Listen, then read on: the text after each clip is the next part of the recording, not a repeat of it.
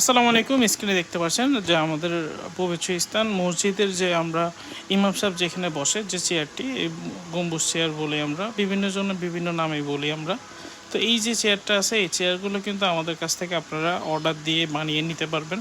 যেমন এটা আমরা চিটাগাং সেগুন কাঠের কাজ দেখাচ্ছি আপনাদেরকে, যেটা কিন্তু আমাদের মানে একদম অবস্থায়, যেখানে আমরা এখন পর্যন্ত এটাকে এখনও বার্নিশ বলেন বা খোসা মাজা কিছুই করিনি, জাস্ট সরাসরি কীভাবে কীরকম অবস্থায় আছে সেটা আপনাদেরকে দেখাচ্ছি।